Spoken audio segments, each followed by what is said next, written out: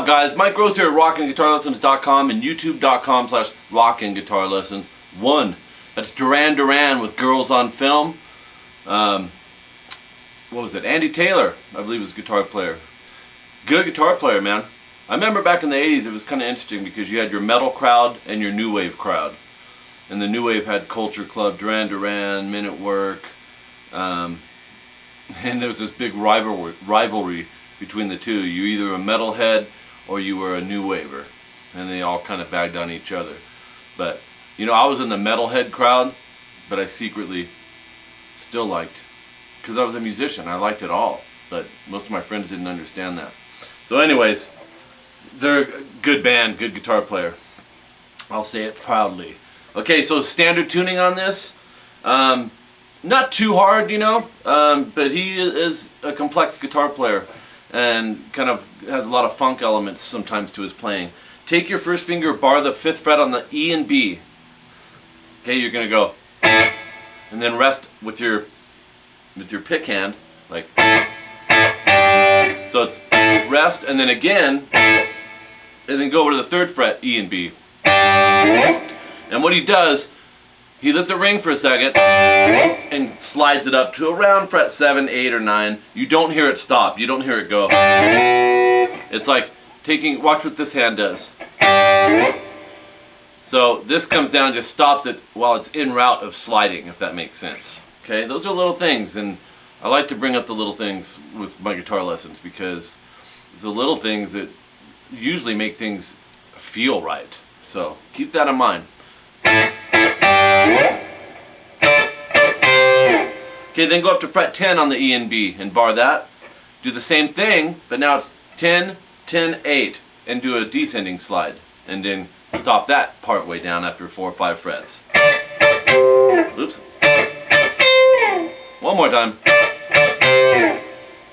So right around the 5th fret, I'm stopping that slide. And then you start it over again. Then you go to the 10th fret, and then he does a kind of it's a funky type feel.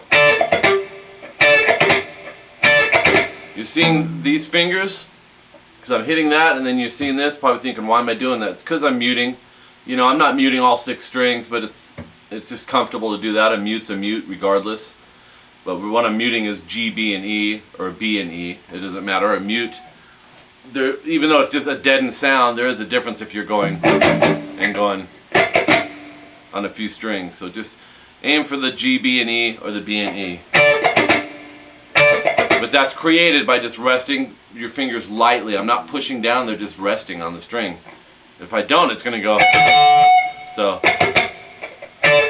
and then go 10th fret. So you're going to lift these off and go 10, 10, and then 8, 8.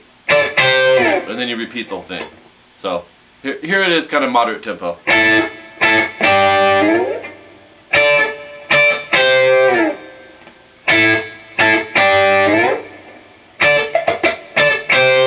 Okay, hope that works for you. And then go into like a,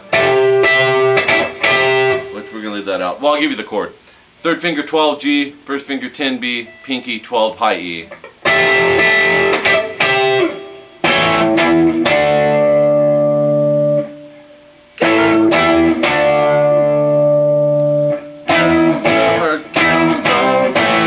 He just goes into some like power chord type things after that. But the main part I wanted to get you guys was the kind of the intro, the funk sounding part, okay?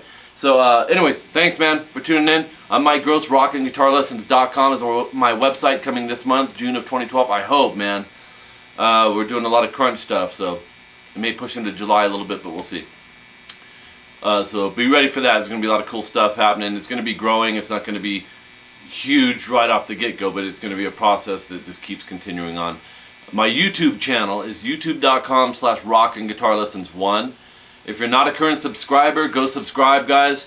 Because you can make requests for songs that you want, that you've always wanted to learn, and you get them done accurately. And that's the thing, man.